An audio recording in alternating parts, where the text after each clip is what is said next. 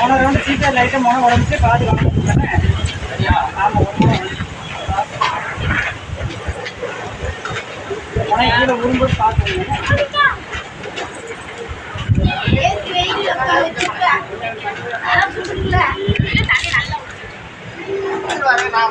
இந்த பைக் என்ன நாட்டி விடுறீங்களா?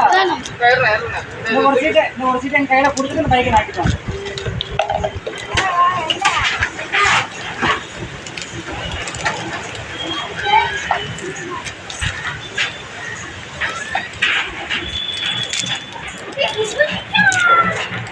நான் கொடுத்துக்கிறோம்.